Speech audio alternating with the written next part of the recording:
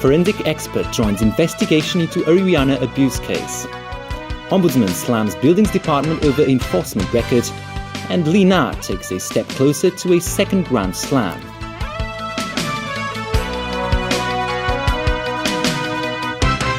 Good evening.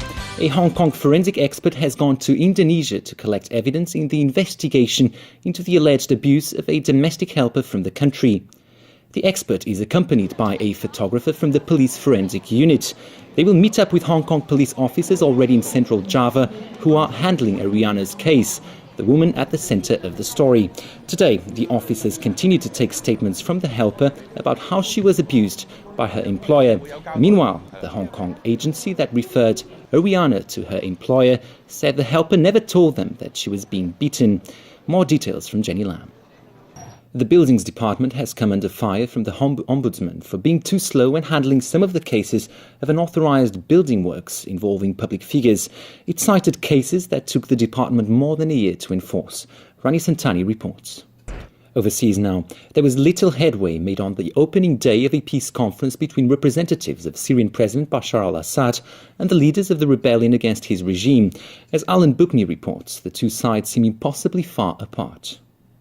Also in Switzerland, Japanese Prime Minister Shinzo Abe compared current tensions with China to the situation between Germany and Britain before World War I.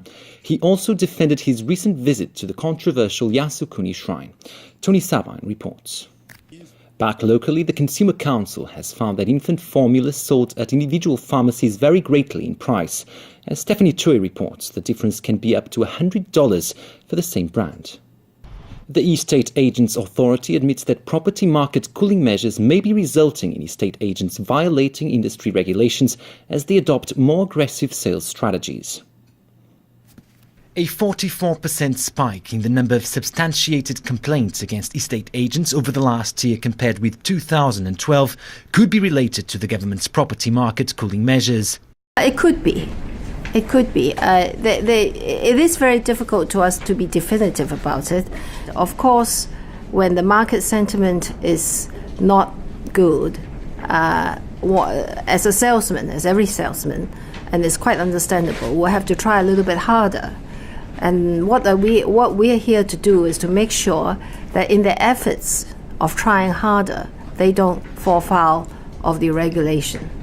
Some of the most commonly received complaints include agents failing to enter into estate agency agreements with clients or failing to explain such agreements, providing misleading property information pertaining to its area, conditions or mortgage application, failing to explain the provisional sales agreement, and failing to conduct a land search or provide a copy of the land search. In one of its covered operations, the authority caught an estate agent granting loans to prospective buyers of first-hand residential properties, a practice that constitutes a breach of the authority's guidelines.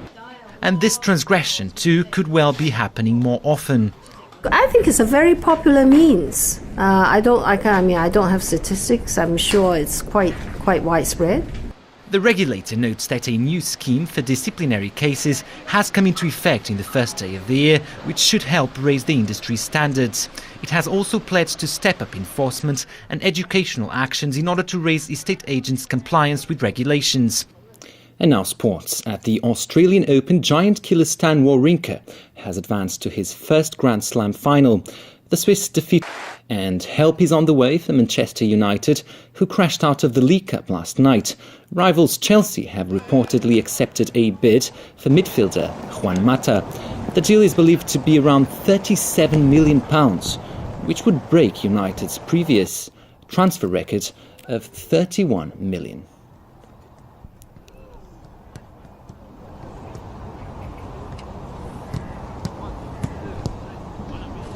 And tonight's winning Mark 6 numbers are 4, 5, 18, 21, 27, 31, and the extra number is 7. And finally the weather, cloudy tomorrow with a high of 19 degrees. That's all from our newsroom. Thanks for watching. Good night.